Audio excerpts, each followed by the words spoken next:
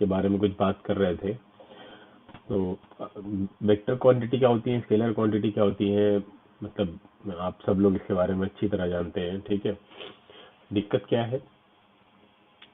दिक्कत ये है कि जो वेक्टर्स को ऐड किया जाता है वेक्टर्स के साथ और जो प्रॉपर्टीज एसोसिएटेड हैं वो कैसे काम करती हैं, उनको समझना ज़रूरी है।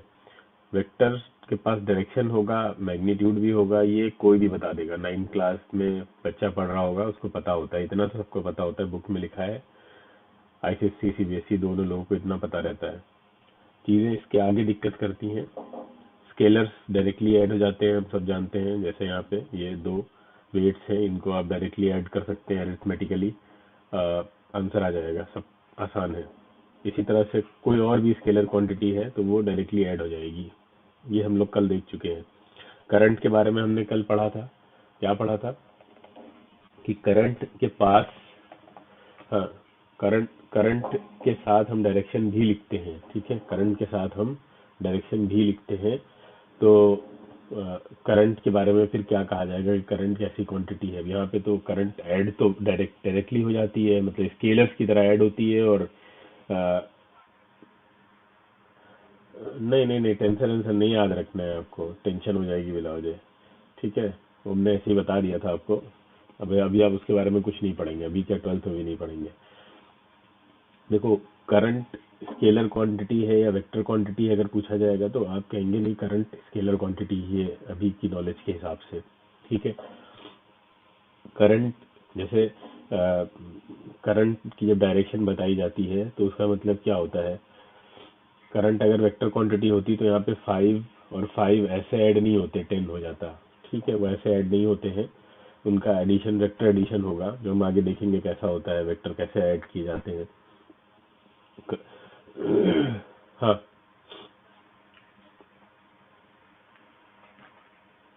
तो अभी भी तो मैंने वही कहा है। आगे चल के वेक्टर कैसे बन जाएगा? अभी अगर स्केलर है तो स्केलर है तो स्केलर ही रहेगा ना। कोई स्केलर 9th में स्केलर और 12th में जाके वेक्टर बन जाएगा क्या? ठीक है। हाँ, ठीक है। तो ये क्यों बोला जाता है करंट का फ्लो? करंट की जो डायरेक्शन होती है वो अपनी कोई इंडिपेंडेंट डायरेक्शन होती ही नहीं है। सबसे पहली लॉजिकल चीज ये समझिए, करंट की डायरेक्शन को हम इलेक्ट्रॉन फ्लो के अपोजिट मानते हैं। ये तो पता है ना, अब तो पढ़ चुके इलेक्ट्रिसिटी।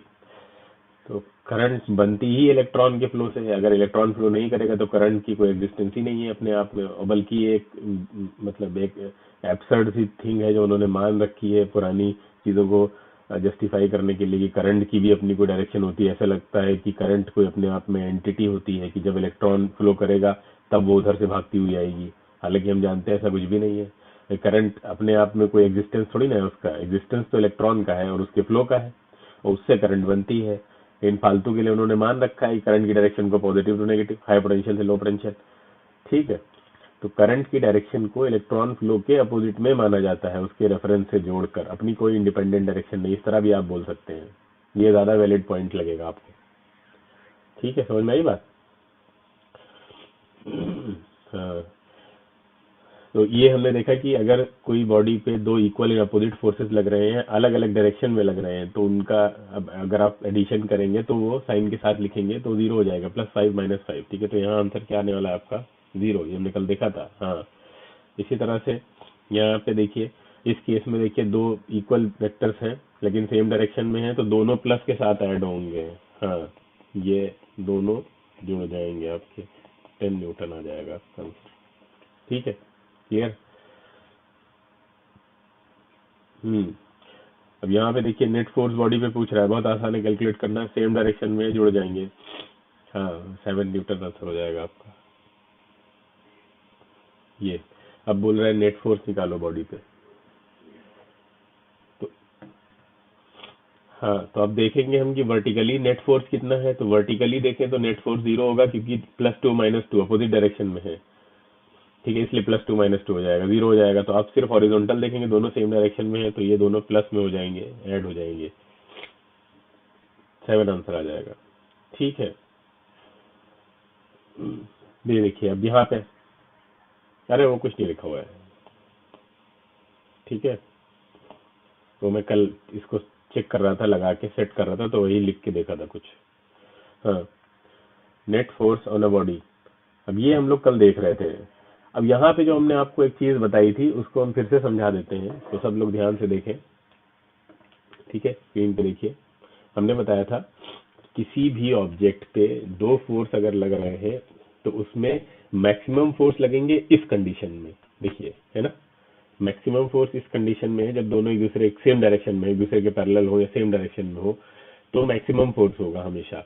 और मिनिमम फोर्स होगा जब ये दोनों के बीच में 180 डिग्री का एंगल बन रहा हो। हाँ, 180 डिग्री का एंगल बन रहा हो दोनों के बीच में, ये देखिए ऐसे, तो ये क्या होगा, मिनिमम फोर्स होगा। अब इस मैक्सिमम और इस मिनिमम के बीच में सारी जो नंबर है वो आएंगे। जैसे कि जैसे मिनिमम है तो मिनिमम से फिर आप बढ़ाते गए, थोड़ा बढ़ता गया, वैल्यूज गेन कर रहा है, गेन करते करते करते करते मैक्सिमम हो गया।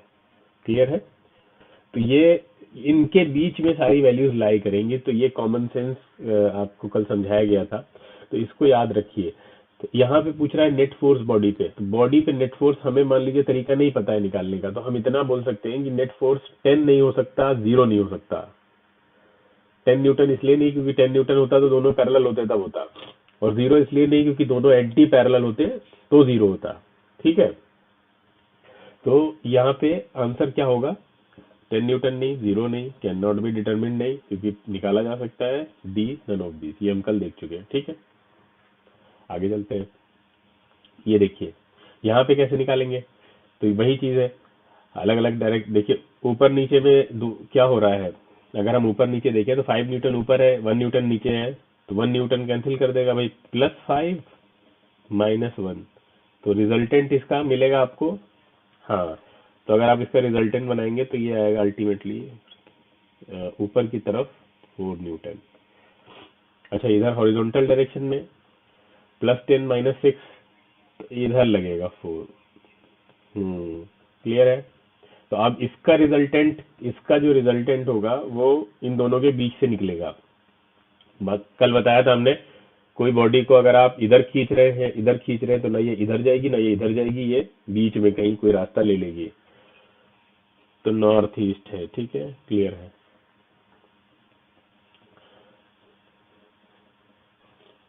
हाँ, तो क्या पता चला हमें कि जो कोई भी दो वेक्टर्स हैं, अगर, क्या दिख नहीं रहा है, स्क्रॉल डाउन की क्या जरूरत पड़ रही है, दिखना चाहिए ऐसे ही। अब नहीं कट रहा होगा। हम्म, तो ये होगा क्या कि अगर दोनों इक्वल है, अब ध्यान से सुनिए, यहीं से कल प्रॉब्लम स्टार्ट हुई थी। अगर दोनों इक्वल हैं, दो वेक्टर्स हैं, दोनों एक दूसरे के परपेंडिकुलर हैं, अगर दोनों इक्वल है, समझ में आ रही बात, तो फिर जो उनका रिजल्टेंट होगा वो बिल्कुल मिडिल से जाएगा। क्या आवाज आ रही, नहीं आ रही? ठीक है, तो उनके मिडिल से जाएगा।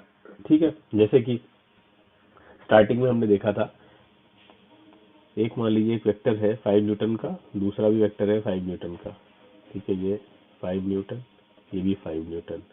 तो इसका रिजल्टेंट अगर आप बनाना चाहते हैं, तो हमने कल आपको बताया था, वो निकालने का तरीका है कि आप रेक्टेंगल बना लीजिए। सबसे पहले रेक्टेंगल बना लीजिए और इस ऐसे डायगोनल खींच दीजिए रेक्टेंगल का। ठीक है, ये अभी रेक्टेंगल क्या है, तो स्क्वायर बन जाएगा एक तरह का। ठीक है, ये भी 5 है, तो ये वर्टिकल लाइन जो है ये भी 5 होगा यहाँ पे, तो ये 5 है इसकी वैल्यू, तो इसकी वैल्यू भी 5 होगी, है ना। तो ये भी 5, ये भी 5 और ये 90 है।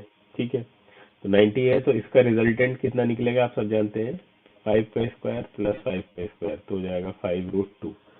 तो ये रिजल्टेंट वेक्टर ऐसे निकाला जाएगा जब दो परपेंडिकुलर वेक्टर्स की बात हो रही होगी, और डायरेक्शन क्या होगी, इनके बीच से जा रहा होगा, ये डायरेक्शन होगी और ये मैग्नीट्यूड होगा। रिजल्टेंट वेक्टर का मतलब ये है कि ये दो फोर्सेस आप लगा रहे हैं।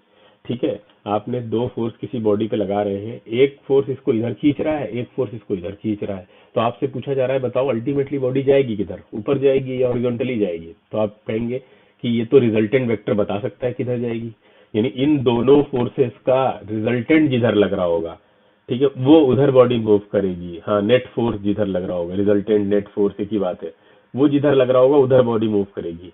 तो रिजल्टेंट फोर्स हमें ये बताता है कि बॉडी ना इधर जा रही है ना इधर जा रही है, इसके बीच का पाथ ले रही है, और कितने मैग्नीट्यूड से ले रही है वो अभी हमने आपके सामने निकाला 5√2 से। बात समझ में आई? अगर ये दोनों पैरेलल लगते, ऐसे लगते, तो दोनों बॉडी को इधर ले जाते 10 न्यूटन से, है ना। अब सिंस ये ऐसे नहीं लग रहे हैं, एक पर्टिकुलर एंगल बना रहे हैं, तो अब ये 10 न्यूटन से तो बॉडी को भगा के नहीं ले जा पाएंगे, उससे कम ही कम होगी वैल्यू, है ना। तो उससे कम कितनी होगी? अगर वो परपेंडिकुलर है तो उनकी वैल्यू होगी 5√2, और उनका डायरेक्शन होगा उनके बिल्कुल मिडिल से होके जा रहा होगा वो। यानी हॉरिजॉन्टल से एंगल अगर आप निकालना चाहते हैं तो वो भी आप निकाल सकते हैं tan थीटा से। ट्रिग्नोमेट्री में पढ़ा होगा इतना, परपेंडिकुलर अपॉन बेस से। तो ये परपेंडिकुलर और बेस दोनों सेम ही है, तो 1 आ जाएगा। 5/5 आप करेंगे तो 1 आ जाएगा। तो tan थीटा की वैल्यू 1 है, और किस थीटा के लिए 1 होती है? tan 45 के लिए 1 होती है। तो 45 यानी बिल्कुल मिडिल से जा रहा है। तो ये थीटा दे दिया उसने आपको, स्लोप भी बता दिया कि ये कहाँ से जा रहा है, इसकी डायरेक्शन क्या होगी। क्लियर है? सबको समझ में आ रहा है ये कैसे निकाला गया, कहाँ से आ गया? तो ये रिजल्टेंट वेक्टर या नेट फोर्स, ठीक है, निकालने का तरीका है कि हम नेट फोर्स कैसे निकालते हैं। कभी भी किसी ऑब्जेक्ट पे दो फोर्सेस लग रहे हैं तो उनका रिजल्टेंट यानी वो अल्टीमेटली दोनों ऑब्जेक्ट को किधर ले जाएंगे, ये चीज, इसको बोलते हैं रिजल्टेंट। क्लियर है? अब देखिए ध्यान से, कभी ऐसा हो सकता है कि किसी ऑब्जेक्ट पे, एक ऑब्जेक्ट हमने लिया, इस ऑब्जेक्ट पे दो फोर्स तो लग रहे हैं, लेकिन एक फोर्स मान लेते हैं 5 न्यूटन का है और दूसरा फोर्स है आपका 10 न्यूटन का। ठीक है, क्लियर? अब ये तो ठीक है कि ये दोनों फोर्सेस लग रहे हैं, और ये जो रिजल्टेंट इनका निकलेगा, उनके बीच में 90 डिग्री का एंगल बन रहा है, तो रिजल्टेंट जो निकलेगा वो इनके बीच में ही आएगा, डायरेक्शन जो आएगी वो इनके बीच में ही होगी कहीं। लेकिन अब डायरेक्शन बिल्कुल एग्जैक्टली मिडिल में नहीं होने वाली है। क्यों नहीं होने वाली है? क्योंकि जो देखिए, पहले दोनों वेक्टर बराबर थे, पहले दोनों फोर्सेस बराबर थे, इक्वल थे, तो फिर जो रिजल्टेंट आ रहा था वो एग्जैक्टली मिडिल से होके जा रहा था। लेकिन अब एक वेक्टर बड़ा हो गया, दिख रहा है ना, एक वेक्टर बड़ा हो गया, तो ये हॉरिजॉन्टल वाला बड़ा है, तो ये जो मिडिल वाली लाइन पहले थी अब ये थोड़ी झुक जाएगी किधर? हॉरिजॉन्टल की तरफ। अब हॉरिजॉन्टल वाला थोड़ा ज्यादा अपनी तरफ झुका लेगा, बिल्कुल मिडिल से नहीं जाने देगा, है ना। चलो भाई, हमारे साथ नहीं जा रहे हो तो थोड़ा हमारी तरफ तुमको झुकना पड़ेगा, क्योंकि हमारा मैग्नीट्यूड इसके कंपैरिजन में डबल है, तो हमारा जोर ज्यादा होगा। बात समझ में आ रही है? हमारा डोमिनेंस ज्यादा होगा, इसका डोमिनेंस ज्यादा होगा। तो अब जो मिडिल वाली लाइन होगी, मेरे पास एक और पेन होता अगर, तो मैं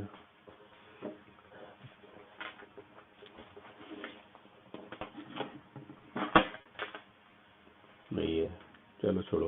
हाँ, तो समझ में आ रहा है? जो मिडिल वाली लाइन, मान लो पहले मिडिल वाली लाइन ये थी, ठीक है, अब मिडिल वाली लाइन इसकी तरफ और झुक जाएगी, ऐसे रहेगी मिडिल में ही वो, लेकिन मतलब एग्जैक्टली मिडिल में नहीं रहेगी, उनके बीच में कहीं आएगी, क्योंकि ये अपनी तरफ इसलिए झुका लेगा इसको, क्योंकि ये मैग्नीट्यूड में ज्यादा है। ठीक है, जैसे कि यहाँ देखिए ध्यान से, ये लाइन थी पहले जब दोनों बराबर थे, इधर जा रही थी, रिजल्टेंट फोर्स था, ठीक है, दोनों का रिजल्टेंट फोर्स इधर ले जा रहा था। लेकिन अब सिंस ये बड़ा हो गया है 10 न्यूटन, तो अब रिजल्टेंट ऐसे झुक जाएगा, ये देखिए, ये होगा। नाउ बात समझ में आ रही है? बोलो, क्लियर है सबको? हाँ, बड़े मैग्नीट्यूड की तरफ झुक जाएगा वो। तो ये इस तरह से रिजल्टेंट वेक्टर डिटरमाइन किया जाएगा। अब अगर ये चीज बिल्कुल एग्जैक्टली अपोजिट हो जाए तो देखो ध्यान से, यहाँ पे देखो किधर झुक गया ये, अब ये बड़ा है, ये छोटा हो गया, देखो ध्यान से, ये वाला ये छोटा है ना हॉरिजॉन्टल वाला, और वर्टिकल बड़ा है। तो अब जो लाइन है वो जाएगी तो मिडिल से, लेकिन किधर झुक जाए? अब वो किधर हो जाएगी? वर्टिकल की तरफ झुक गई। देखो ध्यान से, बीच से कहाँ जा रही है? ये बीच वाली है, और ये वो है जो झुक गई है, वर्टिकल की तरफ चली गई है। देखो एंगल भी ज्यादा हो गया है हॉरिजॉन्टल से, ये भी दिखा रहा है कि वर्टिकल से पास है वो। समझ में आ रहा है नहीं आ रहा है? हम्म, आ रहा है, हाँ। कौन सा? अरे बेवकूफ, बस समझाने के लिए लिखा हुआ है, पॉइंट टू कैसे आया है। ठीक है, एंगल तो है ही है, वो निकाला गया है एंगल, ये जीआईएफ था, लेकिन जीआईएफ इस पे आईपैड पे चलता नहीं है, इसलिए तुमको ये दिख रहा है, वरना वो अभी ये पीपीटी पे चला रहे होते तो ये ऐसे पूरा उठता हुआ दिखता तुम्हें यहाँ से यहाँ तक। वो एंगल है, एंगल नहीं पॉसिबल है 68.2। तो फिर कहाँ से आया, साइंटिफिक कैलकुलेटर से आ जाएगा, उसमें वैल्यू डालो निकल आता है, मैनुअली थोड़ी ना निकलेगा ये। हाँ, तो इतना समझ में आ गया सबको? बोलिए, कोई डाउट किसी बच्चे का? तुम लोग क्लास में डाउट हुआ करे तो पहले पूछा करो। चलिए ठीक है। क्वेश्चन पूछ रहा है what will be the distance travelled by the boy. Distance तो सबको पता है कितनी होगी, 30, है ना? हाँ, अब बताइए। 0 होगा पक्का? हम्म, none of this है, इसमें ऑप्शन नहीं है, हाँ? अच्छा, इसको अगर हमें रिजॉल्व करना होता है तो हम उससे कैसे समझेंगे कि आखिर ये 0 हुआ कैसे? चलो उसको बताते हैं, वेक्टर फॉर्म में लिख के बताते हैं इसको। देखो, वेक्टर फॉर्म में हम 4 डायरेक्शन सबसे पहले बना लेते हैं, ठीक है? सब लोग उसको याद रखते हैं न्यूज से, नॉर्थ, ईस्ट, वेस्ट, साउथ। देखिए ध्यान से, ये हो गया ओरिजिन, ठीक है? ओरिजिन हो गया। ओरिजिन से वेक्टर्स को कैसे ड्रॉ किया जाता है, मतलब आप इसको, जैसे अभी हम पीछे देख रहे थे ना, ये इसको कैंसिल कर रहा है, ये इसने इसको कैंसिल कर दिया, तब हमने निकाला था कि कितना आ रहा था नेट इफेक्ट। तो यहाँ 0 आ रहा है, तो इसको भी हम कैसे, अगर इसको वेक्टर फॉर्म में लिखें तो कैसे निकालेंगे? तो सबसे पहले देखिए आप, सबसे पहले 10 मीटर का लग रहा है, बोलिए, है ना? 10 मीटर का है, तो 10 मीटर किधर जा रहा है? नॉर्थ और ईस्ट के बीच में, है ना? हाँ, तो नॉर्थ और ईस्ट के बीच में ये लग रहा है आपका 10 मीटर। फिर कहाँ है?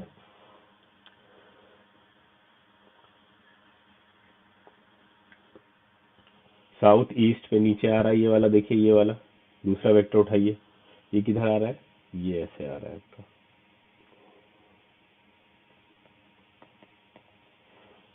तीसरा कहाँ है? चलो अच्छा, इसको भी हम बताएंगे बाद में, अभी तुम लोग थोड़ा ज्यादा हो जाएगा। चलो पहले ये बताओ,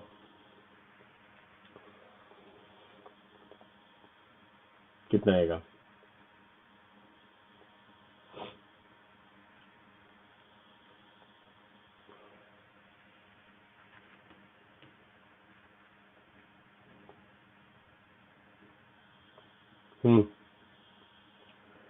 निकालिए।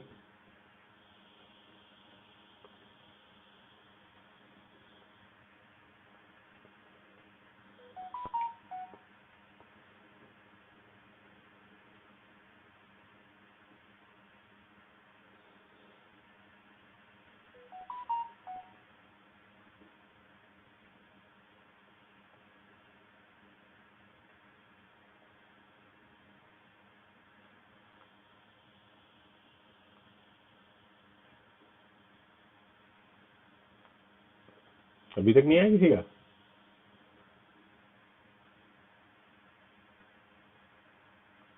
आवाज नहीं आ रही क्या मेरी? अरे तो निकालो जल्दी।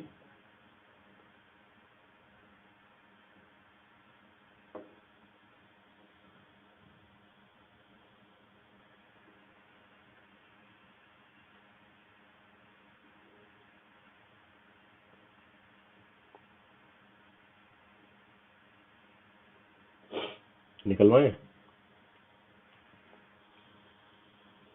हो गया? बताओ आंसर। नहीं आ रहा है, चलो कराते हैं। देखिए, ये तो पता है यहाँ से यहाँ तक ये होगा आपका डिस्प्लेसमेंट, पता है नहीं पता है? ये भी नहीं पता।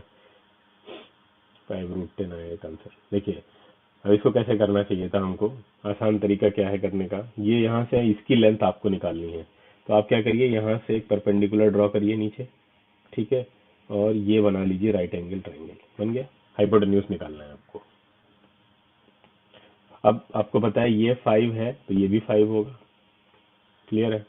ये 10 है यहाँ से यहाँ तक आपका, और ये 5 है, क्योंकि देखिए ऊपर 5 लिखा हुआ है, तो ये 5 हो गया। तो इसका मतलब ये 5 है और ये पूरा आपका 15 है ना? अब क्या दिक्कत थी? तो आसान हो गया। तो आपको सिंपली क्या करना है,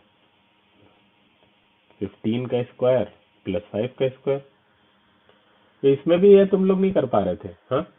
कोई आंसर ओरली हो गया तो आंसर तो किसी का नहीं आया।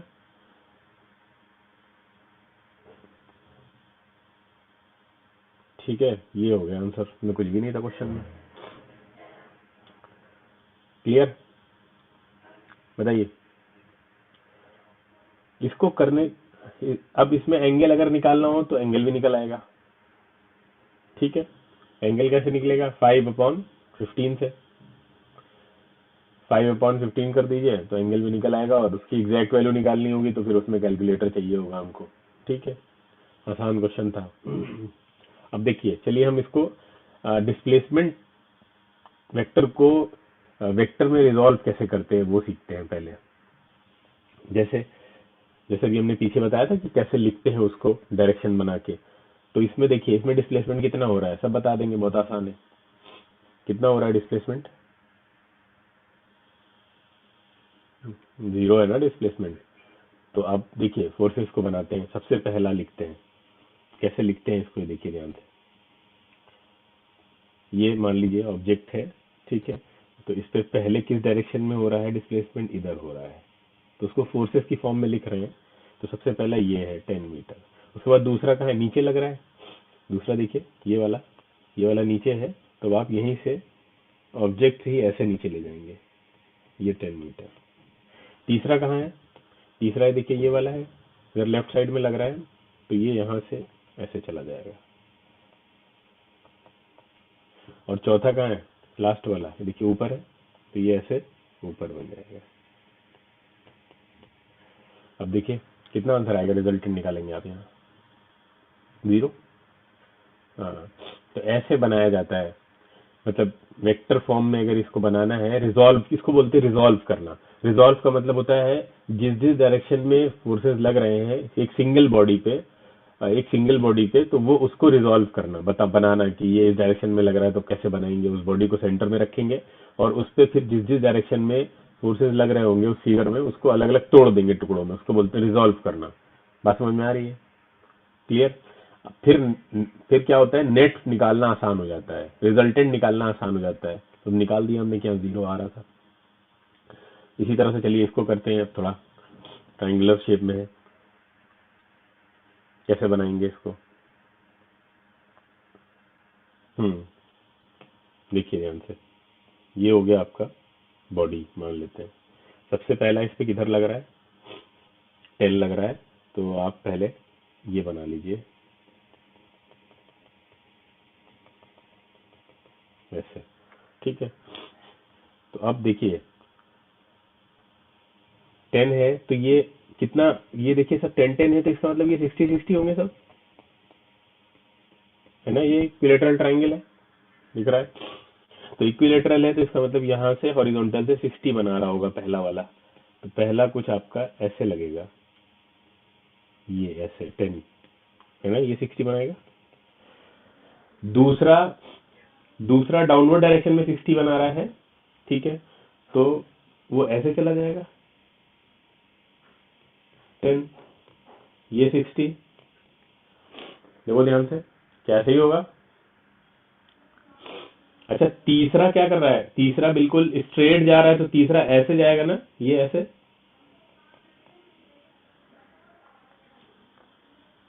बताओ सबको समझ में आ रहा है? सबके बीच में, हाँ ये हमने रिजॉल्व कर लिए। एंगल कितना कितना बन रहा है सबके बीच में, तीनों वेक्टर्स के बीच में? नहीं भाई, 120 बन रहा है, देखो ध्यान से, ये देखिए। क्लियर है? तो ऐसे हम रिजॉल्व करते हैं इनको, वेक्टर्स को आपको रिजॉल्व करना। कौन 60 कहाँ गया?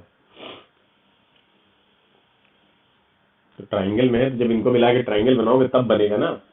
अभी तो हमने इनको अलग अलग तोड़ा है, अभी तो हमने इनको अलग अलग बॉडी पे दिखाया है तोड़ के आपको। ठीक है, तो अब ये एक दूसरे पे जब कॉमन एंगल बराबर बन रहा होगा इनके बीच में, ऐसे वेक्टर्स जब ऐसे लगे होंगे और इनके बीच में एंगल बराबर बन रहा है, तो वो एक दूसरे को सब कैंसिल आउट कर देंगे, एक दूसरे के इफेक्ट को। अब सोचो कि बीच में मान लो रिजुल खड़ा है, ठीक है, यहाँ पे ये रिजुल खड़ा हुआ है और 3 लोग रिजुल को बराबर से खींच रहे हैं, तो रिजल्ट को कौन खींच के ले जाएगा? तीनों का मैग्नीट्यूड बराबर है, यानी तीनों का जो एफर्ट है वो बराबर लग रहा है और तीनों के बीच में एंगल बराबर है, तो रिजल्ट को कौन ले जाएगा खींच के? बताइए। कोई नहीं, रिजल्ट वही रहेगा, यानी रिजल्टेंट क्या होगा? अरे जीरो होगा ना, सही है, क्लियर है। हाँ, तो आसान है तो समझना, क्लियर है। बताइए, जैसे कि मान लो एक और कोई और एग्जांपल ले लेते हैं, अगेन रिजल्ट को ही ले लेते हैं, ठीक है। अब मान लो रिजल्ट को 6 लड़कियां खींच रही हैं, not for the good reason, ठीक है। अब ये देखिए, सबके बीच में एंगल बराबर है, 45 45 45। बताओ किधर ले जाएंगे खींच के? नोवेयर, ठीक है। हाँ, रिजल्टेंट क्या रहेगा? जीरो। क्लियर है, आप समझ में आई बात? तो ये जो डिस्प्लेसमेंट जीरो आया था उसको आप वेक्टर फॉर्म में रिजॉल्व करके बता सकते हैं कि अच्छा ये ऐसे जीरो आया है तो ये ऐसे है, ये इस टाइप से कुछ हो रहा होगा। क्लियर है, समझ में आई बात?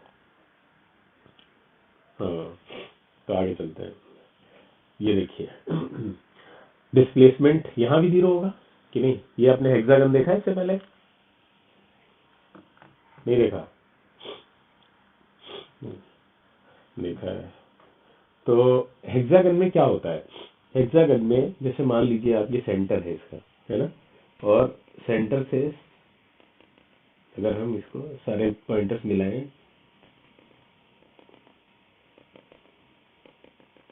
ये तो ये सबकी साइडें बराबर होती हैं। यहाँ से देखिए, ये भी 1 रहता है, ये भी 1 है, क्योंकि एंगल ये बराबर होते हैं सब। ये 60, ये 60, ये भी 60 होता है, ठीक है। सब इक्विलेटरल, छोटे छोटे इक्विलेटरल ट्राइंगल से मिलकर बना होता है ये। तो हेक्सागन कितने ट्राइंगल से मिलकर बना है इक्विलेटरल? 6 है ना, 6 इक्विलेटरल ट्राइंगल से मिलकर बना होता है। अब यहाँ पे भी आप इमेजिन करिए कि बीच में कोई है और सबके बीच में एंगल बराबर है ना, तो अगर आप इसको रिजॉल्व करेंगे तो ऐसे ही बन जाएगा बिल्कुल। देखो, इसको बना तो कोई रहा नहीं है, ऑफलाइन चल रहा होता तो पूछते। चलो अच्छा, बनाते हैं हम। ये एक बॉडी है, ये देखिए, ये बॉडी है, और इसके ऊपर आप अगर ऐसे वेक्टर्स को ड्रॉ करेंगे तो सबसे पहले कहाँ जाएगा? सबसे पहला किधर लग रहा होगा?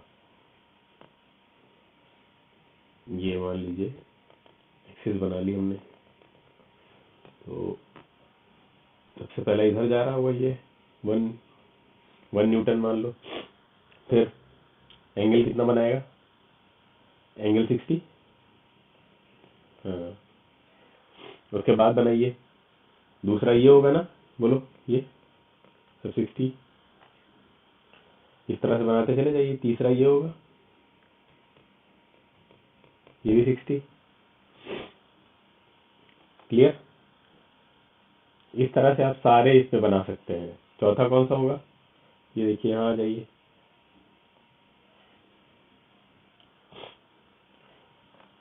ये भी कितना? 60। जो आसान आसान है पहले उनको बनाइए, जो दिख रहे हैं क्लियरली। ये होगा एक, ये भी 60 बनाएगा इसके साथ, ठीक है। कितने बन गए? 3 तो 5, ठीक है। कितनी साइड है? 6 है ना, ये हो गया 6। तो 3 उधर की तरफ बने, 3 इधर बने, बिल्कुल मिरर इमेज। क्लियर है? तो रिजल्टेंट जीरो होगा ऐसे। आगे चलते हैं हम लोग। What will be the displacement of the body या बॉय? ये बताइए, अच्छा क्वेश्चन है।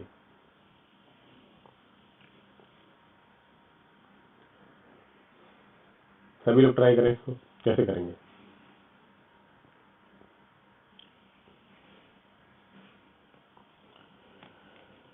देखिए, डिस्प्लेसमेंट तो यही होगा, ये तो ऑब्वियस ही बात है, शॉर्टेस्ट डिस्टेंस, है ना। अब दिक्कत ये है कि निकले कैसे? तो अभी हमने इसका तरीका एक आपको इससे पहले बताया, आसान सा। वहां हमने एक सेंटर लिया था, याद है? और सेंटर से हम क्या कर रहे थे? सब इक्विलेटरल ट्रायंगल बना रहे थे, ये भूल गए? कुछ लोग तो अभी सो रहे होंगे, ज्वाइन हो गए होंगे लेकिन सो रहे होंगे, सोच रहे होंगे रिकॉर्डिंग देख लेंगे, छोड़ो रिकॉर्डिंग तो आनी है ना। देखिए ये ऐसे ऐसे बनाए थे हमने। अब देखिए सबके बीच का एंगल सब लोग ध्यान से सुनो, ये बहुत इंपॉर्टेंट है। अच्छा वाह, कुछ लोगों का आंसर भी आ गया, चलिए ठीक है, अच्छी बात है। √3 मुझे लग रहा है सही है आंसर। अब देखिए यहाँ पे क्या था, ये एंगल सबके कितने थे, ये 60-60 थे। हाँ तो ये 60 है ना, और ये भी 60 होगा, बोलो ध्यान से।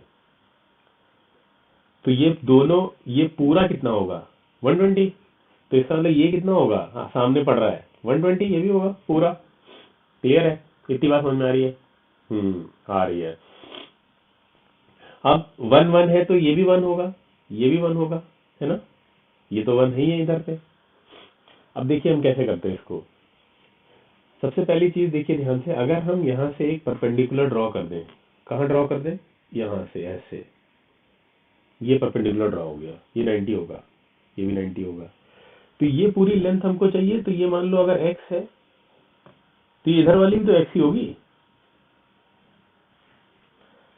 या मान लो चलो x नहीं भी है उधर, तो y मान लो, निकल तो वो भी आएगी क्योंकि आइडेंटिकल है बिल्कुल दोनों ट्राइंगल।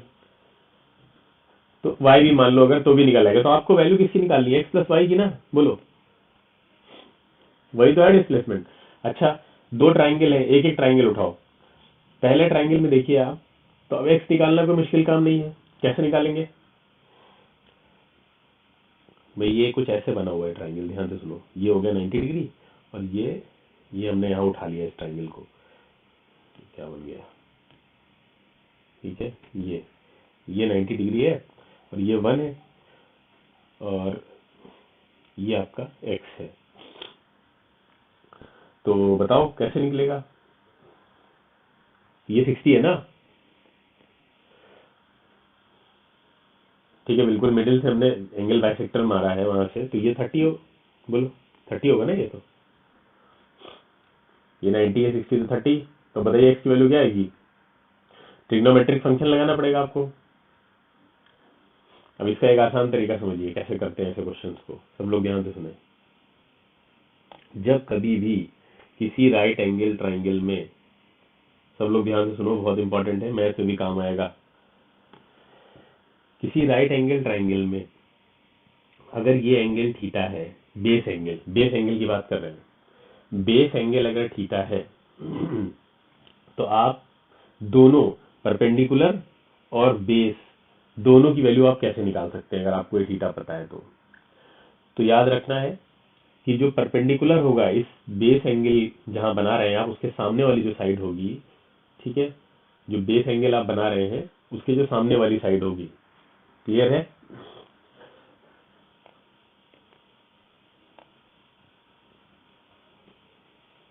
वो आएगी साइन थीटा से। साइन थीटा से मल्टीप्लाई करा दीजिए आप, और वैल्यू निकल आएगी। हाँ हाइपोटेन्यूज दिया होना चाहिए, ध्यान इस बात का रखना है आपको, क्या दिया होना चाहिए, हाइपोटेन्यूज आपके पास होना चाहिए। तो ये h साइन थीटा से आ जाएगी निकल के आपके पास, ये वाली साइड क्या हो जाएगी, h साइन थीटा। अच्छा बेस कॉस से निकलेगा, तो बेस हो जाएगा h कॉस थीटा। तो इसका मतलब ये है कि अगर, जैसे हम इसको सिंप्लीफाई कर देते हैं, या तो हमने थीटा और h लिखा था ना, अब हम नंबर पे आ जाते हैं तो आसान हो जाएगा आपके लिए। देखिए ये एंगल आपके पास थीटा बना हुआ है, और यहाँ वैल्यू लिखी है 10, ठीक है, ये एंगल है थीटा, यहाँ वैल्यू लिखी है 10। तो इसका मतलब ये है कि अगर आप बेस निकालेंगे तो वो कॉस थीटा के साथ आता है, तो वो आएगा 10 कॉस थीटा, और अगर परपेंडिकुलर निकालेंगे तो वो साइन के साथ आता है, और वो आएगा 10 साइन थीटा। ये शॉर्टकट है, इनको याद रखिए, बोलो बात समझ में आई है। तो बेस निकालेंगे तो वो आएगा कॉस थीटा के साथ।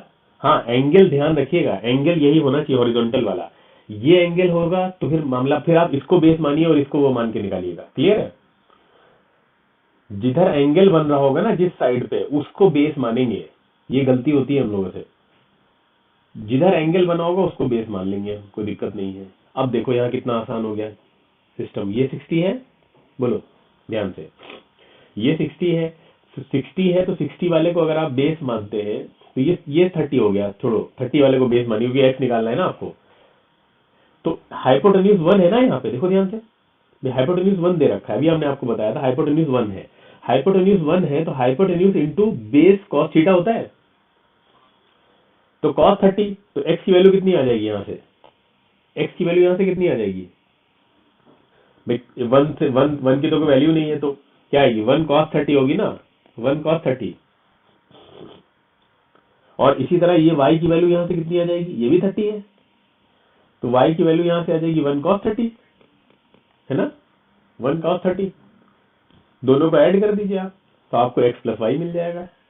तो यहाँ से ये क्या देता है आपको, ये होता है √3/2, और ये भी होता है √3/2, तो √3/2 प्लस √3/2 ऐड करेंगे तो √3 आ जाएगा आंसर आपका। बोलो, किसी को ना समझ में आया फिर से समझाते हैं। ये बहुत इंपॉर्टेंट है, इसको याद रखना है आपको कि ये जब राइट एंगल ट्राइंगल बना हुआ है आपके पास, तो राइट एंगल ट्राइंगल में अगर हाइपोटेन्यूज दिया है और बेस एंगल दिया हुआ है, तो फिर आप उससे परपेंडिकुलर और बेस कैसे निकालेंगे, सबको समझ में आ गया।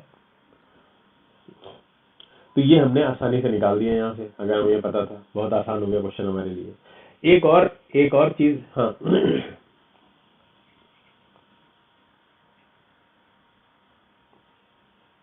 हम्म हम्म हम्म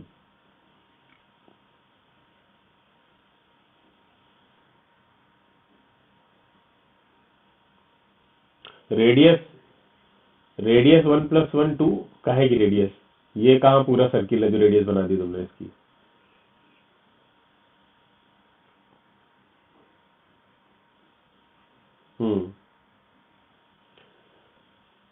तो ये, हाँ, पूरा राइट एंगल कैसे मान सकते, पूरा राइट एंगल किसको मान लेंगे आप, किसको पूरा राइट एंगल, हाँ हाँ हाँ हाँ हाँ हाँ, राइट एंगल कहाँ पे मानोगे, हाँ ये वाला, ये ट्राइंगल, ये ट्राइंगल की बात करो, हाँ कौन सा, ये वाला ट्राइंगल, फिर किधर की बात, सीधा ऊपर कौन सा, ये ऐसे ग्रीन कलर से 1 मीटर कहाँ लिखा हुआ है, ये वाली लाइन बता रहे हो,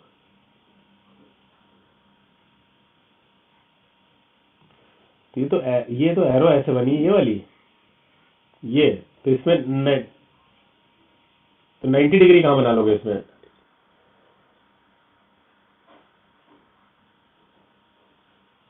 ये ऐसे गए, फिर ऐसे गए, और ये ऐसे, ऐसे,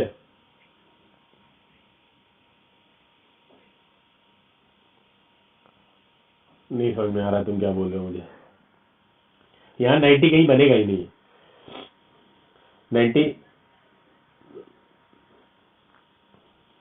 अच्छा इसको बना रहा है, ठीक है, गॉट इट, 6, ये 30 और ये 60 ना, ये बोल रहे हो, हाँ हाँ, तो ऐसे बोलो ना, 60 और 30 ये बोल रहे हो, ये 90 इसी को बोल रहा है ना, 90। और दूसरी कौन सी लाइन, अच्छा ये वाली लाइन, ये, ओके, हाँ हाँ बन जाएगा ये वाला, तो ये वाली लाइन हाँ 1 हो जाएगी, और ये वाली 1, ये सॉरी 2 हो जाएगी, ये वाली 1 हो जाएगी, तो ये √3 आ जाएगा। हाँ ठीक है, सही है, कर सकते हैं, ऐसे भी कर सकते हैं। तो रिजल्टेंट और डायरेक्शन को कैसे कैलकुलेट करते हैं हमने आपको बताया, ठीक है, रिजल्टेंट को और डायरेक्शन को कैसे कैलकुलेट करते हैं ये आपको क्लियर हो गया, बताइए। और आपको हमने रूल भी बता दिया, आपको साइन कोसाइन वाला रूल हम कैसे लगाते हैं, बल्कि इनफैक्ट उसको कोसाइन रूल ही बोलते हैं। ठीक है, कोसाइन रूल क्या था कि अगर कोई ट्राइंगल ऐसे बना हुआ है आपके सामने और हाइपोटेन्यूज की वैल्यू दे रखी, मान लो एफ दे रखा है, फोर्स की वैल्यू एफ दे रखी है, और ये एंगल आपको थीटा दे रखा है, तो आप क्या करेंगे, आपसे हॉरिजॉन्टल पूछेगा तो हॉरिजॉन्टल आएगा एफ कॉस थीटा, और वर्टिकल पूछेगा तो क्या आएगा एफ साइन थीटा। हाँ, वह इसको ध्यान रखना है, इसको कोसाइन स्टिक्स बोलते हैं या कोसाइन रूल बोलते हैं। बहुत आसान है। आया कहाँ से, ट्रिग्नोमेट्री से, समझ गए। ट्रिग्नोमेट्री में क्या होता है, कॉस थीटा क्या होता है, कॉस थीटा और साइन थीटा कैसे निकालते हैं हम, साइन थीटा होता है hypotenuse upon perpendicular upon hypotenuse, और हाँ इस टाइप से वहीं से निकाला गया है, तो उसको बार बार लगाने की जरूरत नहीं है, आपको डायरेक्ट आना चाहिए। ठीक है, तो रिजल्टेंट एंड डायरेक्शन कैसे निकालते हैं हम जान गए हैं। अभी तक कोई किसी को इसमें किसी तरह का कोई डाउट हो तो बताओ। रेक्टेंगल इसमें पता है रिजल्टेंट डायरेक्शन कैसे निकालते हैं, आपका जो रेक्टेंगल लॉ है वो लगाते हैं, रेक्टेंगल बनाएंगे, है ना, बताया था। इसमें क्या करेंगे, आप रेक्टेंगल बनाएंगे, रेक्टेंगल, हाँ रेक्टेंगल कंप्लीट कर लीजिए। ठीक है, उसके बाद देखिए यहाँ से यहाँ तक जो डायरेक्शन जा रही है यही डायरेक्शन होगी, कंफर्म है। ठीक है, और ये इसकी वैल्यू जो निकल के आएगी वो इसका मैग्नीट्यूड होगा, है ना, ये 5 होगा। क्लियर है, मैं समझ में आ रही, सबको पता है, आसान है।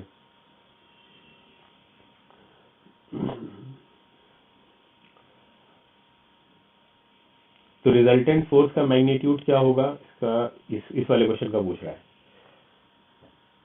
जल्दी बताइए निकाल के।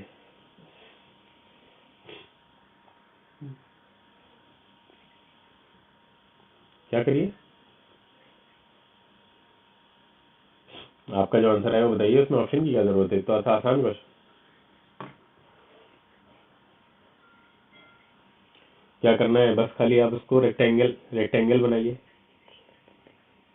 ये रेक्टेंगल बना, ये होगा, तो सॉरी ये होगा आपका, ये हो जाएगा 5√3, ये 5 है तो पता है हाइपोटेन्यूज कैसे निकलेगा, ये हो जाएगा 5√3 का होल स्क्वायर,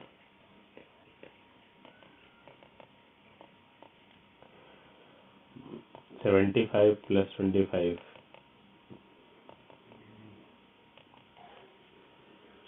आंसर आ गया 10 न्यूटन।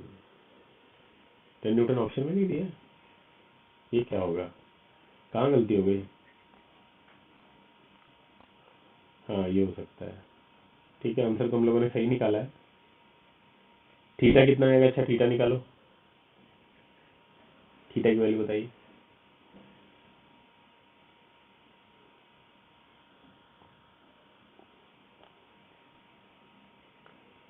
थीटा की वैल्यू बेटा कितनी है ना, tan theta is equal to होता है perpendicular upon base, perpendicular 5√3 base 5, 60 degree, है ना। अब देखिए 60 आया ना, 45 नहीं आया, 45 से ज्यादा इसलिए आया क्योंकि ये वाला ज्यादा है ना, हमने बताया था वो खींच लेगा अपनी साइड पे। हाँ, उसने अपनी साइड पे खींच लिया, 15 डिग्री, 15 डिग्री अपनी साइड पे खींच लिया। बोलो, ये सबको क्लियर है, किसी को ना हो तो पूछे वो दोबारा।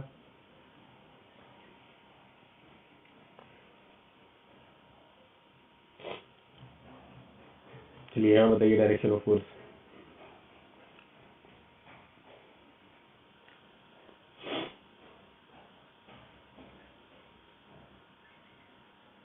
हाँ तो ये जो क्वेश्चन था ना पीछे वाला, ये इसी के ऑप्शन दे रखे हैं, देखो ध्यान से। सबको समझ में आ गया, करवाएं। इसमें हुआ क्या भाई, इधर इस साइड में 5 न्यूटन बन गया, है ना, और ऊपर 2 न्यूटन बन गया। अब ये वर्टिक आपको ये निकालना है, तो आपने क्या किया, यहाँ से परपेंडिकुलर या ये रेक्टेंगल बना लीजिए, पूरा कर लीजिए, ये रेक्टेंगल को पूरा कर लीजिए, सबसे पहला काम तो यही करिए। ये देखिए ऐसे पूरा हो गया रेक्टेंगल। अब इसका बनाइए आप रिजल्टेंट, ऐसे, है ना। अब निकालना आसान है, हमें पता है ये 90 डिग्री है, ये 2 न्यूटन है, ये नीचे वाला 5 न्यूटन है, तो रूट में हो जाएगा 5² + 2²। क्लियर है, सबको समझ में आ रहा है, बहुत आसान है। ठीक है, अभी तक सब बहुत आसान चल रहा है। चलिए ये बताइए, अच्छा थीटा बताओ इसमें, 2/5, हाँ ठीक है।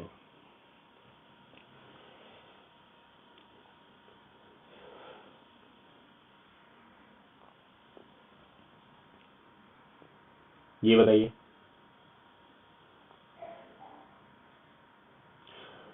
नित्या, नेहल, रिदा, समझ में आ रहा है?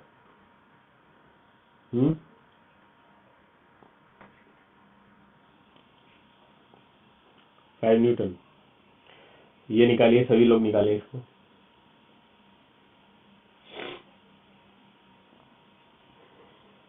कहाँ पे? कहाँ पे?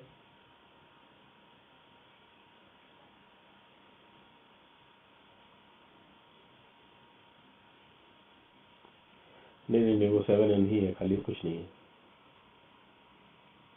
मतलब भूल जाए। अब निकालिए। तो आसान है, ये बॉक्स बना लो और इनका पहले वर्टिकल डायरेक्शन में किधर जाएगा? ऊपर की तरफ जाएगा। कितना? 3। हाँ, और इधर ये इधर जाएगा 4 से।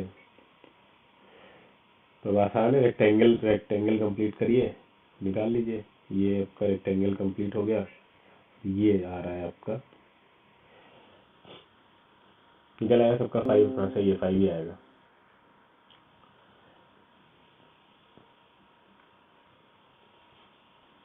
इसमें थीटा निकालना है, बहुत आसान है, थीटा भी निकाल सकते हैं, कोई दिक्कत की बात नहीं है। क्लियर है? समझ में आ रहा है सबको? चलिए बताइए।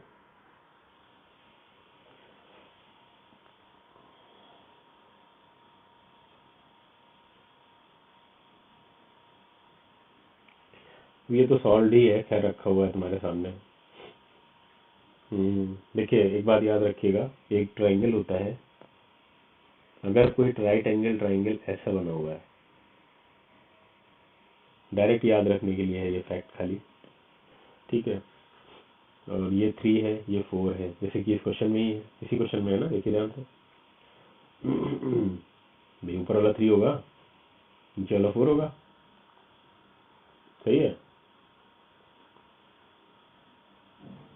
तो आपको पता है कि tan जब आप निकालने जाएंगे यहाँ पे तो क्या आएगा? ये थीटा 3/4। तो tan थीटा अगर 3/4 है तो थीटा की वैल्यू अगर आप कैलकुलेटर से निकालते हैं तो 37 डिग्री आती है।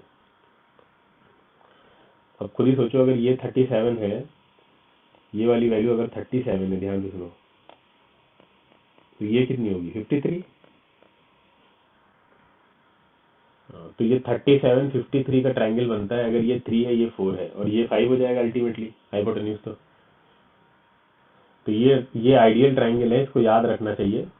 फिजिक्स में तो ये बहुत काम आता है और जनरली लोगों को याद होता नहीं है ये, क्योंकि हम निकाल तो सकते नहीं है, तो हमें कुछ चीज़ें मेमोराइज भी करनी पड़ती हैं। तो याद रखना, जब अगर tan की वैल्यू 3/4 आ रही है तो इसका मतलब थीटा 37 बनेगा, और अगर थीटा 37 दिया है तो आप डायरेक्टली निकालिए कि 37 के सामने वाली जो साइड होगी परपेंडिकुलर वाली, वो 3 होगी, और जो 53 के सामने, वैसे ही आपको पता है अगर एंगल बड़ा है तो उसके सामने की साइड भी बड़ी होगी, ये तो पता है, पढ़ा है नहीं पढ़ा है?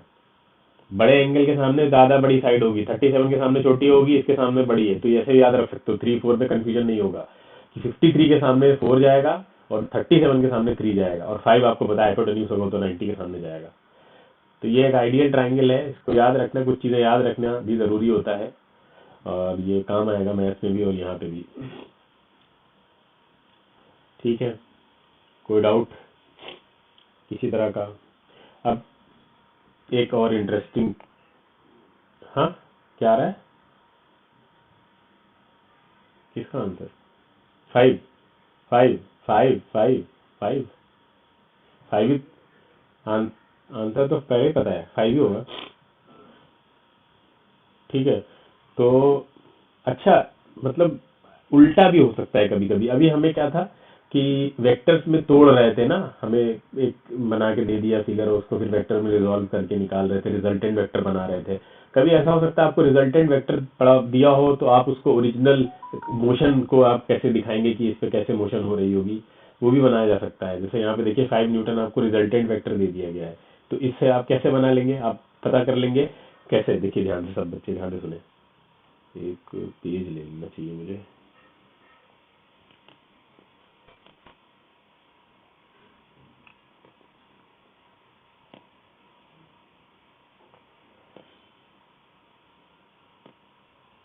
हम्म अगर मान लीजिए आपको दे रखा है, रिजल्टेंट वेक्टर दे रखा है, ऐसे दिया हुआ है बना के, और ये लग रहा है 5 न्यूटन, यहाँ आपको दिया है थीटा। ठीक है, क्लियर है इतनी बात? या मान लीजिए यहाँ पे दिया हुआ है 45। अब एक्चुअल जो बॉडी पे जो फोर्सेस लग रहे हैं उनको हम कैसे बनाएंगे? तो रिजल्टेंट हमें दे रखा है, उल्टे जाना है, पीछे जाना है। पीछे जाने का मतलब ये है कि वहां पे आपको पहले क्या होता था, पहले हमको रिजल्टेंट नहीं पता होता था, हमें क्या पता होते थे? परपेंडिकुलर और बेस पता होते थे, है ना। अब रिजल्टेंट पता है, परपेंडिकुलर और बेस नहीं पता है, लेकिन हमने आपको एक तरीका बताया परपेंडिकुलर और बेस निकालने का। पता है कि आपको पता है जो हॉरिजॉन्टल, सबसे पहले तो रेक्टेंगल कंप्लीट करिए, रेक्टेंगल कंप्लीट कर लिया हमने। अब आपको पता है कि जो परपेंडिकुलर होगा वो जाएगा साइन थीटा के साथ में इंटू हाइपोटेन्यूज, और अगर बेस होगा तो वो जाएगा कॉस थीटा के साथ में, यानी ये होगा 5 cos 45 और ये होगा 5 sin 45। इतनी बात क्लियर है? बताइए। तो अब अगर आप ऐसे बॉडी ले लें कि यहाँ पे कहीं लग रहा होगा फोर्स, तो वो रेक्टेंगल आपका बन जाएगा। रेक्टेंगल में यानी दो दो फोर्सेस आपको दिखाने होते हैं उसमें, खाली रिजल्टेंट नहीं दिखाना है, दोनों इंडिविजुअली अलग अलग दिखाने हैं। तो बताइए नीचे वाला कितना आ जाएगा? 5 न्यूटन। 5 न्यूटन, अरे 5 cos 45 5 न्यूटन का हो जाएगा, तो ये आएगा ना यहाँ पे 5 cos 45 मतलब 5/√2। ठीक है, या 5√2/2 ऐसे भी लिख सकते हैं, या 5/√2, ये होगा 5/√2, और ये भी कितना हो जाएगा? साइन 45 भी सेम होता है वैल्यू, तो ये भी होगा 5/√2।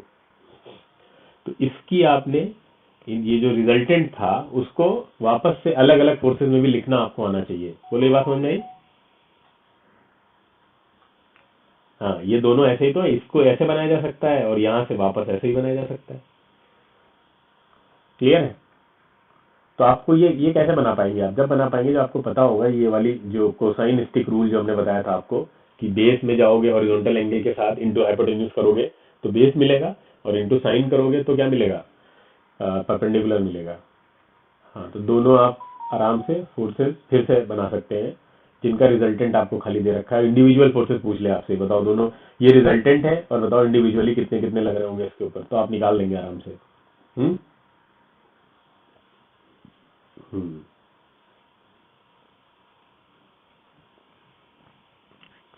तो ये हो गया आपका आज के लिए वेक्टर का।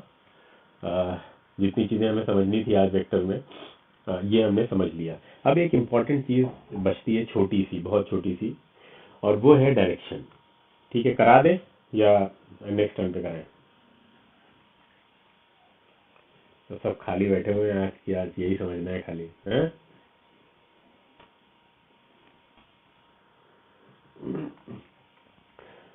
चलिए ठीक है। डायरेक्शन में मतलब हम समझेंगे कि डायरेक्शन, देखिए वेक्टर दो चीजों से मिलकर बनता है, बता चुके हैं आपको। ठीक है, दो चीजें कौन कौन सी? हाँ, ध्यान से सुनो। Vector magnitude plus direction. ठीक है। अच्छा, मैग्नीट्यूड और वेक्टर को हम लिखते कैसे हैं? अब ध्यान से सुनिएगा ये चीज सभी लोग। वेक्टर को हम लोग लिखते कैसे हैं? जैसे वेक्टर लिखा हुआ है, ये मान लीजिए एफ वेक्टर लिखा हुआ है। ठीक है, अगर हम आपसे कहें, अब बताओ इसमें डायरेक्शन इंक्लूड है नहीं है? डायरेक्शन इंक्लूड है, सी बात। हाँ, तो इसमें डायरेक्शन इंक्लूड है। ये एफ छोड़ो, हम वेलोसिटी लेकर समझाएं, ज्यादा अच्छे समझ में आएगा, है ना। अब इसमें डायरेक्शन है, अगर हम कहें इसको तोड़ के लिखो, मतलब वेलोसिटी की वैल्यू आपको दे रखी है 10 मीटर पर सेकेंड, और उसके साथ में कुछ डायरेक्शन भी होगी यहाँ पे, बोलो किस डायरेक्शन में जा रही है? दो चीजें होंगी ना, दो चीजें होंगी ना, ये इसको कहेंगे मैग्नीट्यूड और यहाँ पे होगी डायरेक्शन। क्लियर है इतनी बात? बोलो। तो अब क्या होता है, इसको कैसे लिखा जाता है?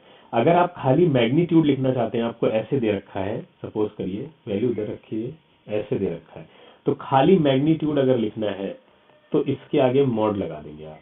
हाँ, ये दिखाएगा आपको सिर्फ मैग्नीट्यूड।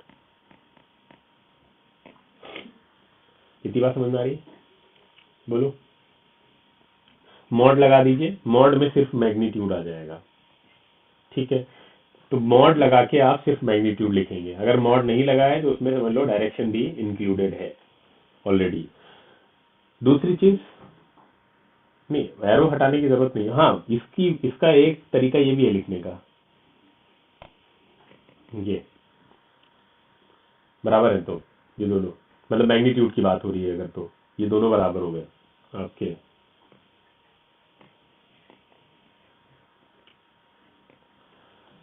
ठीक है, तो इस तरह लिखेंगे हम मैग्नीट्यूड को। मैग्नीट्यूड में ये मॉड वाली चीज याद रखनी है आपको। हाँ बताओ।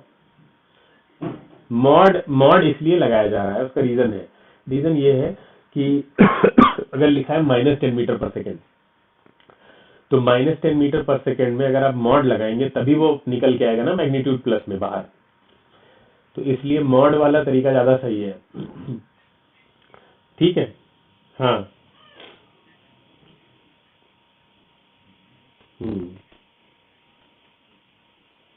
मैग्नीट्यूड को मॉड से दिखाया तो, हाँ बता रहे हैं ना, मतलब आ तो रहे हैं, वहीं पे तो आ रहे हैं धीरे धीरे कि वेक्टर का रिप्रेजेंटेशन कैसे होगा, हम वही समझ रहे हैं अभी फिलहाल।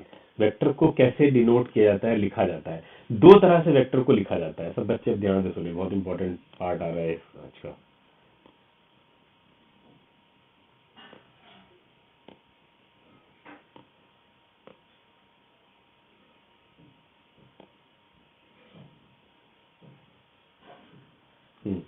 वेक्टर का रिप्रेजेंटेशन दो तरह से किया जाता है।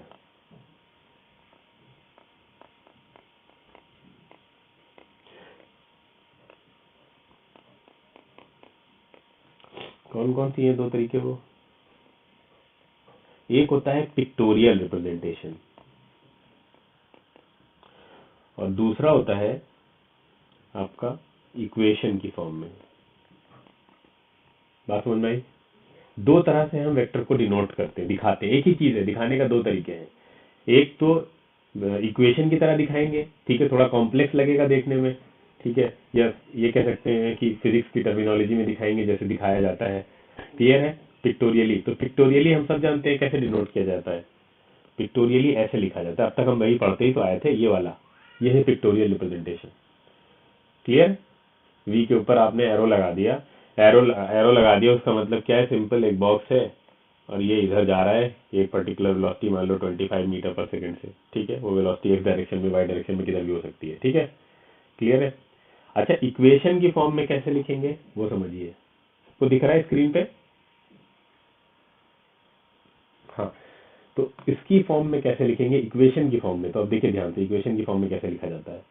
v इक्वल टू, अभी 25 मीटर/सेकेंड से चल रहा है, तो 25 मीटर/सेकेंड इसका मैग्नीट्यूड हो गया, प्लस इसके साथ अब लिखी जाएगी क्या? डायरेक्शन।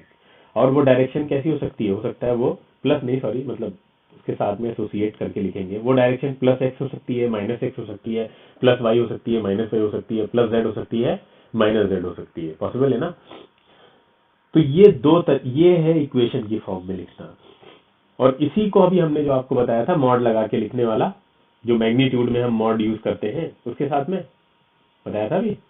तो इसी को ऐसे लिखा जाएगा ये, और प्लस इसके साथ में आएगी क्या? इसकी अभी डायरेक्शन, जो भी हमने आपको नहीं बताई है।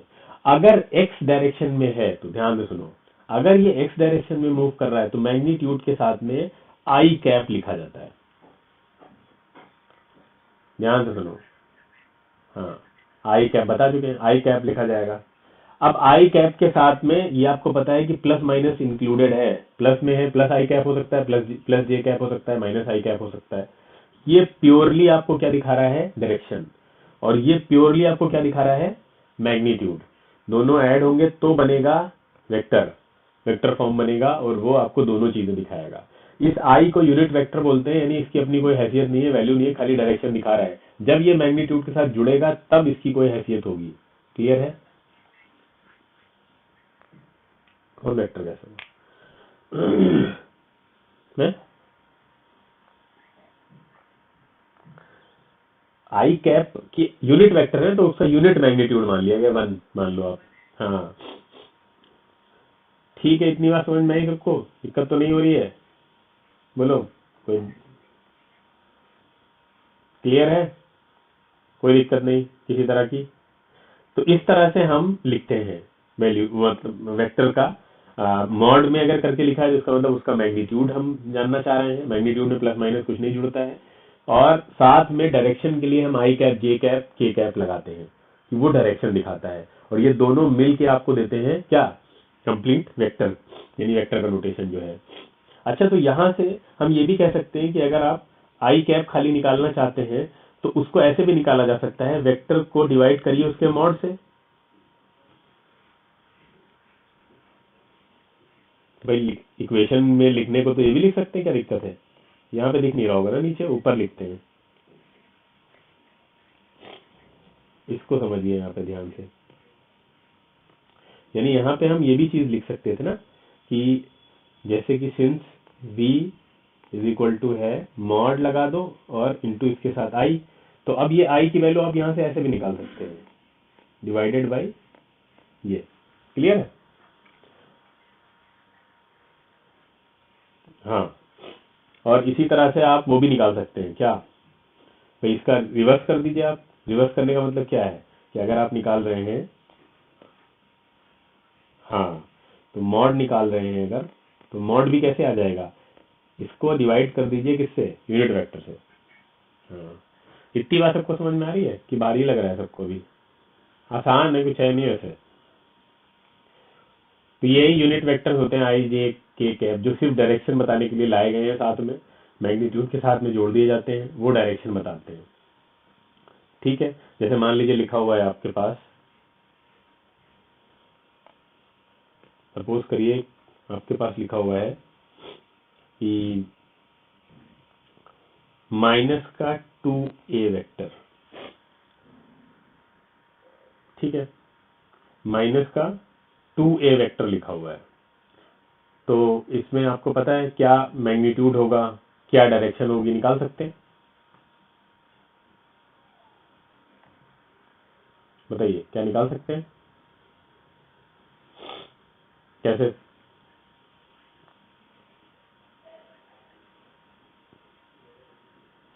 या तो चलो और आसान करते हैं, एक और वैल्यू लिखो। मान लेते हैं ए वेक्टर है और ए वेक्टर है यहाँ पे 4 न्यूटन के बराबर। तो ए बाई टू कितना हो जाएगा?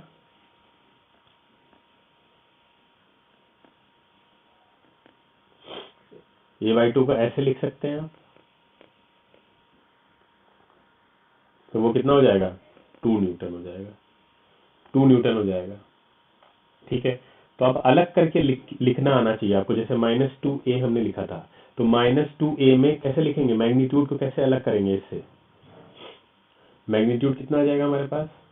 मैग्नीट्यूड आ जाएगा मॉड में ये, बोलो, मॉड लगा दीजिए, मैग्नीट्यूड मिल गया आपको। क्लियर है? जो कि बाहर निकल के देगा आपको 2a। हाँ, क्लियर है? और इसके साथ में डायरेक्शन होगी। अब वो direction I cap, J cap, के कैप कुछ भी हो सकती है, माइनस आई कैप, माइनस के कैप, माइनस जे कैप में से भी कुछ हो सकती है। तो आई जे के, हाँ,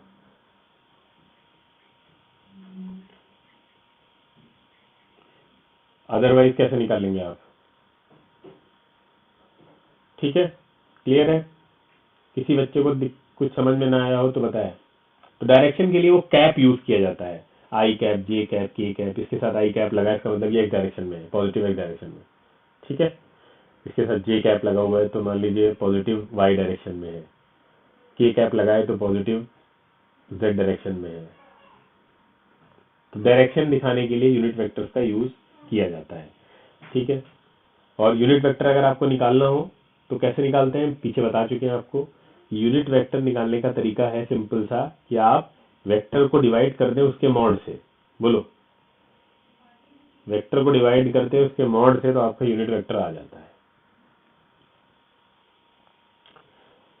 ठीक है, तो ये एक और नई चीज हमने सीख ली कि ए जो होगा, यानी जो वेक्टर होगा, उसमें दो चीजें होंगी, एक डायरेक्शन होगा, एक उसका मैग्नीट्यूड होगा। हम्म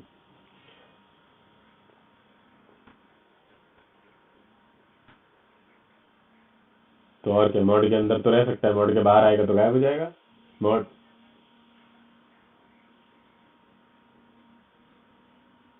माइनस लिखना, तुम और क्या लिखोगे, नहीं तो फिर वैल्यू गलत दिख रहा है उसका मतलब। -2 है तो -2 ही लिखेंगे ना, तो अल्टीमेटली आएगा ना, तो यहाँ लिखेंगे ना प्लस में, हम इसके अंदर ही प्लस में कैसे लिख देंगे, तो वैल्यू गलत लिख रहे हो ना तुम। ठीक है, तो ये चीज याद रखनी है आपको कि हम ये वाला जो फॉर्मूला है ये बहुत इंपॉर्टेंट है, ये चीज समझनी बहुत जरूरी है। ये अगर किसी को समझ में ना आई हो तो आप बताइए, यानी किसी वेक्टर को कैसे लिखेंगे, अगर इसको लिखना है तो इसको ऐसे लिखेंगे। बोलो, इसमें कुछ भयानक सा तो नहीं लग रहा है अब? अच्छा अच्छा, इसको ऐसे भी लिख सकते हैं फिर तो। अब कुछ लोगों को दर्द होगा। अरे वाह, चलो अच्छी बात है, तुम लोग बहुत इंटेलिजेंट हो गए हो। तो ये क्या हो गया आपका, ये सेम चीज है ना, ये मॉड लगा दो या ऐसे लिखो, एक ही चीज है। तो अगर हम समझे तो ये क्या है, सबके हम नाम लिख देते हैं। ये है आपका वेक्टर, ठीक है। वेक्टर का इक्वेशन फॉर्म हमने ये बता दिया। पिक्टोरियल क्या होता है, अब तक आप पिक्टोरियल पढ़ते आ रहे थे, पिक्चर देख रहे थे खाली, ठीक है। वो अंदर घुसे हैं कि वो पिक्चर बनी कैसे, वो देख रहे हैं ना। तो अब ये मॉड देखिए, मॉड को हम क्या बोलते हैं, मैग्नीट्यूड। हाँ, और इसको क्या बोलते हैं, डायरेक्शन। बस। हाँ,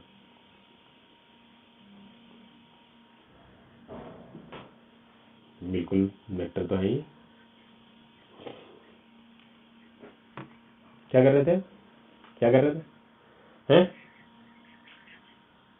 क्यों क्यों क्यों रॉन्ग कैलकुलेशन में? हाँ, तो वेक्टर एडिशन की वहाँ कहाँ जरूरत पड़ रही थी, वहाँ जरूरत कहाँ, हाँ, वहाँ कहाँ जरूरत पड़ रही थी?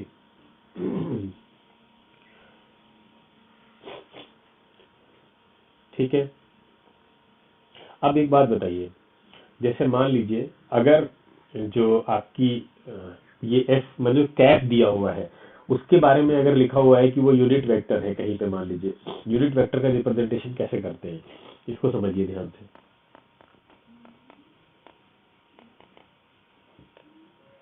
अब ये यूनिट वेक्टर भी एक कहानी है, मतलब एक तरह की दिमाग से बनाई गई, जैसे कैलकुलस में बहुत सारी चीजें आपने देखी थी, या फिजिक्स में भी कई चीजें आप करंट के बारे में देख चुके हैं।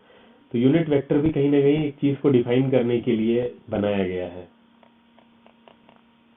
तो यूनिट वेक्टर का रिप्रेजेंटेशन कैसे होगा, जैसे मान लीजिए लिखा हुआ है फोर्स है 10 न्यूटन, और यहाँ लिखा है आपने इन ईस्ट, ठीक है, 10 न्यूटन इन ईस्ट। तो आपको पता है कि जो मैग्नीट्यूड है वो क्या है, 10 है। मैग्नीट्यूड क्या है, 10 है यहाँ पे, ठीक है। और न्यूटन यूनिट है, और ईस्ट क्या है, डायरेक्शन है। बोलो, तीनों चीजें तो क्लियर है सबको, ये मैग्नीट्यूड है, ये यूनिट है, और ये डायरेक्शन है। इतना सबको पता है, क्लियर है।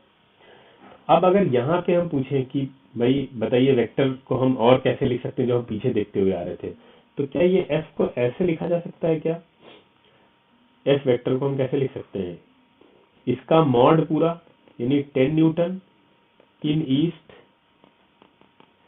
Divided by 10 Newton. अगर हम ऐसे करें तो क्या हम निकाल रहे हैं बताओ अभी? नहीं नहीं नहीं नहीं, ये क्या निकाल रहे हैं बताओ? नहीं, वेक्टर कहाँ निकाल रहे हैं, हटाओ इसको, अब बताओ क्या निकाल रहे हैं? हमने किसको किससे डिवाइड किया और क्या निकलता है इससे ऐसा करने पर? अरे हमने ये किया है ना, ध्यान से देखो,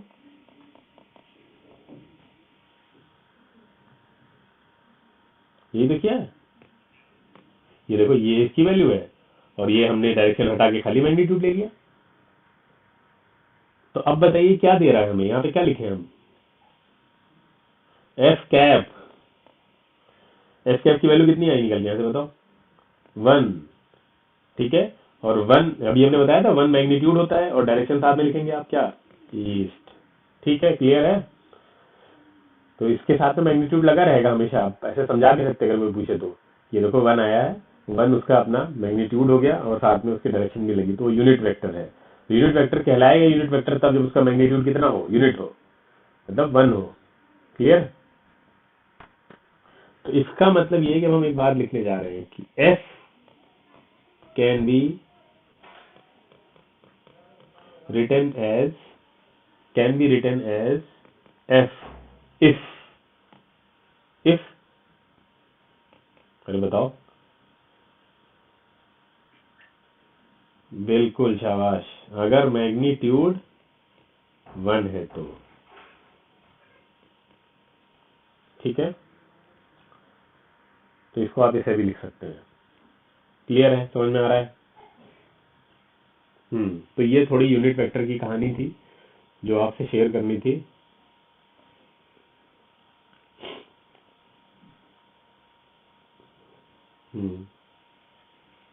अब हम लोग इस पे आगे चलेंगे अगले सेशंस में कुछ, और इक्वेशन फॉर्म को एक्सप्लोर करेंगे। जो हमने इनिशियल में कुछ लोगों ने लिखा देखा था ना, 2xi plus sorry 2i plus Y J करके लिखा हुआ था, 7j करके। तो वो उसको कैसे लिखा जाता है और वो कहाँ से आया है, वो इक्वेशन फॉर्म है। कहो तो आज भी करा सकते हैं, फिर थोड़ा सा चलो थोड़ा कर लेते हैं अगर कुछ लोगों को।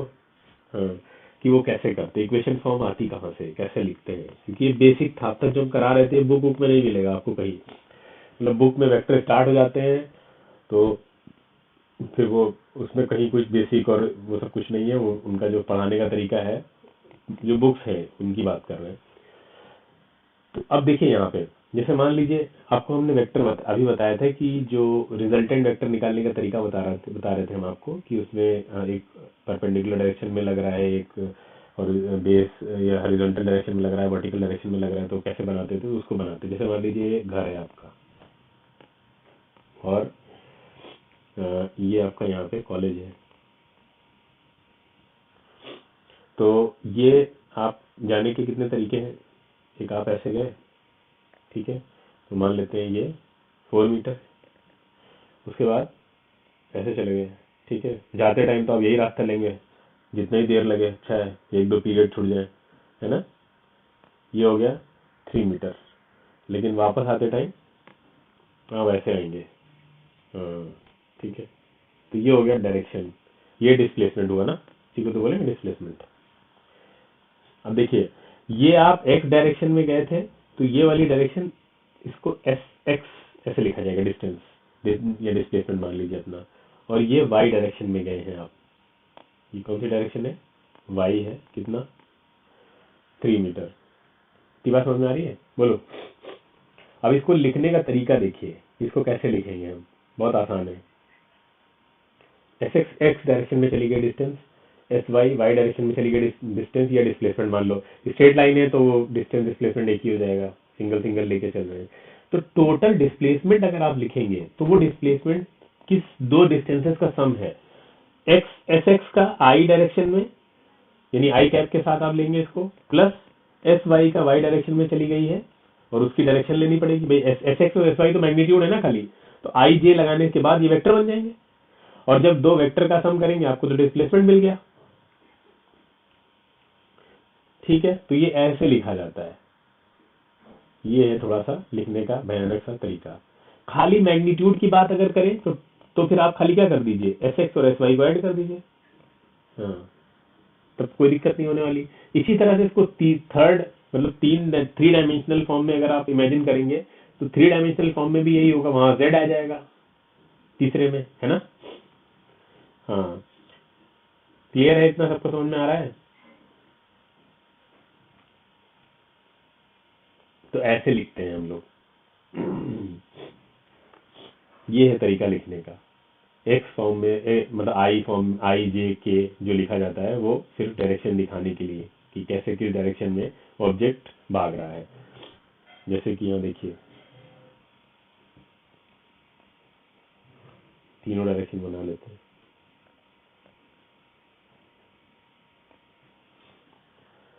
तो ये वाली कहलाएगी आपकी, ये वाली आई, आई कैप बोल सकते हैं इसको, 1 यूनिट है, आई कैप हो गया, ठीक है। इसी तरह से ऊपर जो होगा ये जे कैप, ठीक है, ये के कैप, यानी की डायरेक्शन, मतलब वो z डायरेक्शन दिखा रहा है। इसी तरह से इनके नेगेटिव भी होंगे रेस्पेक्टिवली। क्लियर है? जैसे हम आपसे पूछें, बताइए force F is equal to, ठीक है, फोर्स वेक्टर दिया हुआ है आपका F is equal to 10 newton का, आपको फोर्स वेक्टर निकालना है, मतलब 10 न्यूटन का फोर्स दिया हुआ है, ऐसे समझो। Force vector equation equal to 10 newton along positive X axis. बताओ क्या होगा? बताओ भाई, लगाओ दिमाग। Force vector 10 newton along positive Y axis, X axis, कैसे लिखेंगे? ये बहुत आसान, बहुत आसान है। हाँ, क्या लिखेंगे? 10 न्यूटन इंटू आई कैप। मॉड नहीं, मॉड लिखने की जरूरत क्या है, पॉजिटिव में तो ऑलरेडी पहले ही है ना, तो अब मॉड नहीं लिखेंगे।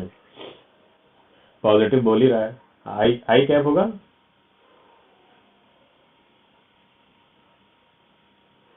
हाँ, तो प्लस आई कैप होगा, सही कह रहा है। ठीक है, ये होगा नोटेशन। क्लियर है? क्या करिएगा अगर इसी को नेगेटिव,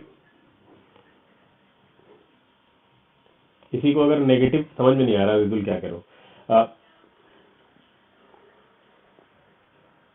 हाँ, मतलब पॉजिटिव बोल ही रहा है, लेकिन लिख सकते हैं, लिखना चाहिए, सही तरीका यही है।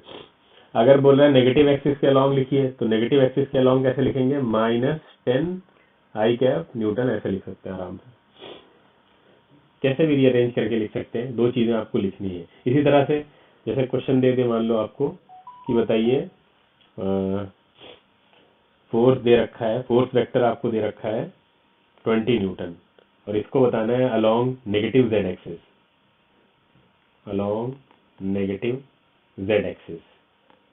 तो क्या होगा? Along negative Z axis,